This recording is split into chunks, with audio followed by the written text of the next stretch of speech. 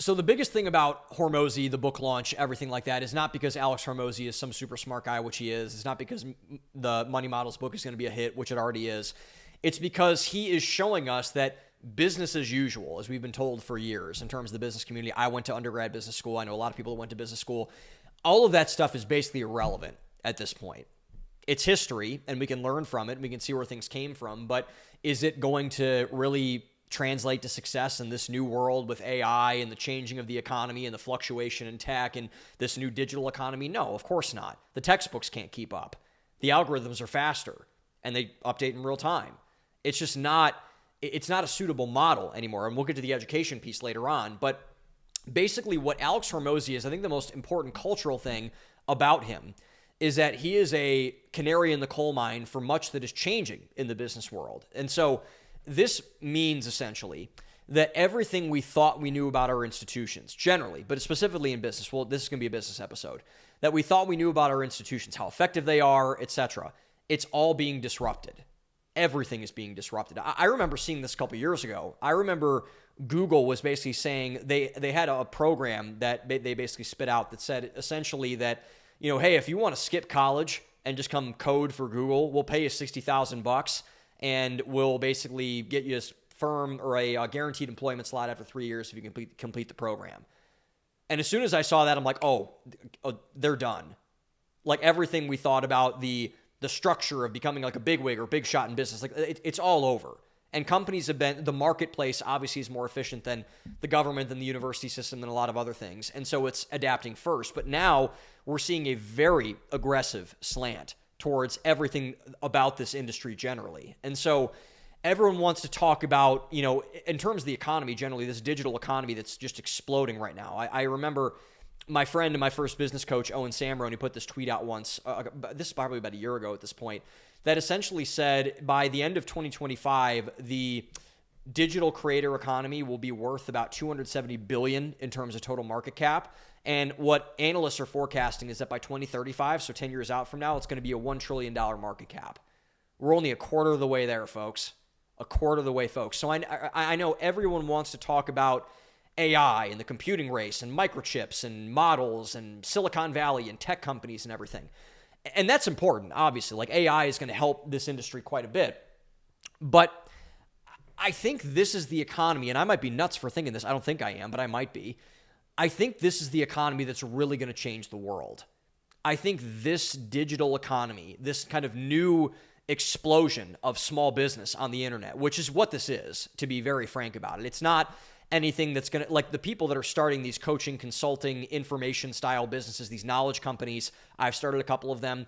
They're not in it really, and some of them are, they're not in it to be like, you know, the next, you know, Jamie Dimon or Mark Zuckerberg or any of these like big shot corporate guys. They just want a small business. They want a freedom business. They want something that makes enough to pay some employees and cover their bills and make a healthy amount of profit and then just kind of leave them alone. It's the way I've explained it before is that it's kind of like when you look at America back before globalization, like in the early 20th century, like you had, if you were to walk down the main street of a small town, for example, and there was like a general store and a convenience store and a food market and like an orange, you know, whatever the thing is going to be, that is going to be replicated with this economy on the internet. I'm fully convinced off of that, whether it's e-commerce, whether it's knowledge, whether it's YouTube, whether it's whatever. Education, etc. You see Jordan Peterson's doing this right now. That's another great example with what he's building with Peterson Academy. It's remarkable at how much progress they've made in the last couple of years.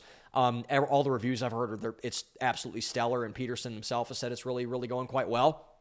And so this is, I think there are three reasons that this is happening. And I think the first one is kind of what I was mentioning earlier. It is the death of corporate America, the prestige of corporate America, and corporate culture generally. Because when, you know, and we'll talk about this a lot, this can be a recurring theme of the show today, but like we were told growing up, it's like, oh my gosh, you're going to work for like Procter and Gamble. Like, oh my gosh, that's so cool. It's like, really? Like, is that cool?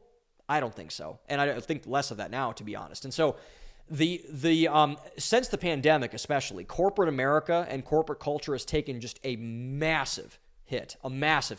Their reputations are completely in tatters. And they don't seem to have an answer for that. Like, I think a lot of people, a lot of young people especially, are kind of be like, what are we even doing here? Like, this is like, I don't like the company I work for. They don't care about me. It's like up and down and whatever. And they're like, there's got to be something else out there. And there is something else out there. And I think that's the cool thing about what this economy is doing, is that it's giving people options. It gave me an option. I left the corporate world to go hop into the digital economy and make my way there, for example. And so there is, no one is coming to the rescue for these companies. And will these big companies survive? Most likely. Some of them will. But also, particularly for young people, as this opportunity grows and gets evangelized, as they start to use AI and get more into social media, and these platforms start to mature, you're going to see, I think, a lot of like 17, 18, 19-year-old kids just say, I'm not going to college. I'm starting an AI business. I'm starting a coaching company. I'm going to solve this one problem for corporations or businesses or whatever. I'm just not going to go. And that's what's happening. I'm not going to go work a job. Like, why would I work a job? I can start a business and make more money and have no one tell me what to do. And you can do that now, which is so crazy. And I've seen it happen before. Like, I know, like, the amount of rich, wealthy 18, 19-year-old kids is crazy that I know right now. And so what this is doing to the corporate world is really putting a lot of pressure on them, because their labor force, the bulk of their labor, comes from cheap, hungry young people that they need to prey on to get them to survive. And I think there's going to be so much turnover, not just with the up-and-coming workforce who's either in college or thinking about going to college, but I think even with our young workforce now. I mean, I think there's going to be so many people leaving, so many people not going in the corporate world, that it's going to make our heads spin. They're not going to know what to do about it. And I think I've gone back and forth on this a lot. I think really the biggest disruption that COVID caused, obviously outside of the disease itself, because the disease was awful and it shut down the economy and everything. But I think that the biggest impact that we've seen in COVID, that really I don't think a lot of people are talking about, but I think it's a big deal, is the labor market. I mean, the labor market was wild during COVID. We had a bunch of people unemployed, bunch of people that are living off the government, bunch of people starting companies, blowing companies up, going back into the workforce, swapping this, laying people off. Like, it was crazy to see the churn, the chewing up and spitting out, especially of the big players inside of the marketplace. And it was wild to kind of see how all that kind of stuff was really making itself happen. And so, which leads to the second reason why I think, business as usual is dead, is that there's a broader cultural disillusionment with our institutions. And this is running concurrent. That's the major blow up of all our institutions, because the reason why the digital economy and the reason why Alex Hormozi exists is because of something not working, right?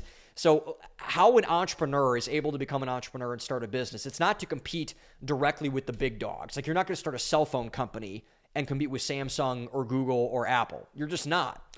But what you can do is you can say, hey, I think there's something wrong with a particular function of a cell phone, and I am going to go and fix that problem. There is a gap there, and you have to close that gap and fill it. That's why entrepreneurs exist, really, is to fulfill a gap. There is a problem that needs to be solved with a cultural issue, a business issue, a schooling issue, an education issue, whatever that thing is going to be. And an entrepreneur who goes in the marketplace says, I can have a solution for that, and they fix that problem. And so that is how all businesses start. They see a problem and a people to serve. That's what my friend Hafiz Bayoku says. He's writing a book now called The Ethical Millionaire.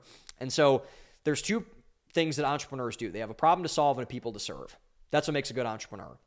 And so the first one, that problem to solve part, means that entrepreneurs thrive off of disrupting a failing market and system of some kind, which is why you're seeing this explosion in not only the AI economy, but the digital economy, and especially in the digital economy, which is what this episode's going to be on. And so you're seeing all of the failures in corporate culture, in education, in health, in fitness, and whatever. I remember I was having this conversation with my mom once, and she asked me, like, is this business that you're in, like, is this industry really that popular? And I told her yes. And she's like, and I told her, I'm like, Mom, you realize that the only way my business can exist is because of massive institutional failure. And she was like, well, what do you mean? It's like, Mom, the education system's screwed. Like, the food system's screwed. The health system is screwed. The making money business is screwed. The wealth business is screwed. Everything is so messed up. And young people are so turned off by all of those things. They're going to alternatives. That's what consumers do. They go to alternatives.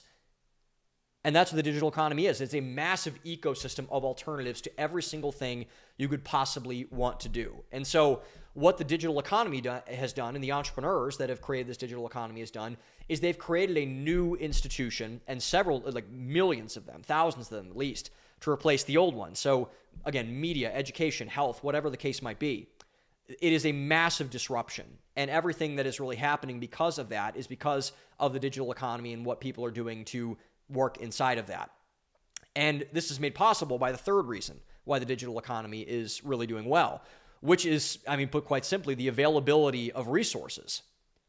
Resources now are, so if you again, fast forward this back even like 25 years ago, even 10 years ago, really, the resources of starting a company were so daunting. They were so scarce. They were so highly guarded by the banks, by the credit regulators, by, just the know-how. And like oftentimes people thought they needed an MBA to start a business, for example, or something like that. But now they're not. They're just not anymore. Resources are more available now than ever before. Knowledge is easier to obtain with AI, with books, with Audible, with everything that we're seeing now than ever before. It's easier to make money doing more things now than ever before. Money, knowledge, resources, connections, social media. You can reach out to anybody at any time. You would be stunned at how many people I've reached out to over Instagram. Just tagged them in a post. I've had conversations with presidential candidates, some of the biggest business people in the world, with people that are movers and shakers across all sorts of industries. And that wasn't possible 10 years ago. It wasn't possible 15 years ago, but it's possible now. And people are realizing that. And so to Hormozi's point, knowledge, which he believes and I believe is the differentiator to basically success in anything, it's now more dispersed than ever before. It's more accessible now than ever before, which is allowing people who don't have much in terms of capital knowledge. It's like, how much does an 18-year-old have to spend? Like $20? I was broke when I was 18. But now you don't even have to pay much for it. You can go to YouTube. You can go to ChatGPT. You can do whatever, learn how to start a company. And you can do it with very like a small tech stack with a Zoom license and a Google Drive. You can start a coaching business and you can make good money doing it, which is allowing people who don't have much to compete at a level they were not before, which is upping up the competition, which is why the digital economy and marketplace is so competitive right now. I believe it's the most competitive marketplace in the world. And there's just so many sharks in the water going after the same pool of blood. And but also it's putting pressure onto the institutions that allowed this economy to kind of come to bear and making them rethink some things. And so it's providing different points of entry into business, commerce, the labor force, the entrepreneurship market that no one ever saw coming. No one ever could have seen this coming. It's kind of this weird like maelstrom, this coalition of things that have come together. And it's created something that's really cool. And it's not going anywhere. Like, it's not going anywhere. It's going to mature, and we're going to lose a lot of people. I think there's a lot of bubbles inside this market. But in terms of really where the future lies, it is with this economy. AI is going to have its day. A lot of other things are going to have its day. But I really, really am I'm a very, very bullish on what this economy is going to turn into. And I think that we all should be, because rooting for it, I don't think it's a bad thing at all. I don't think it's a bad thing at all, because it gives more people opportunity to change their life, to make money, to be a better person. And I've benefited from it. I've benefited a lot of people from it. I've helped a lot of people from it. And it's only going to get bigger. It's not going to get smaller. And I think this whole thing with the Hormozi stuff, it's really kind of the canary in the coal mine for why all of it's such a big deal.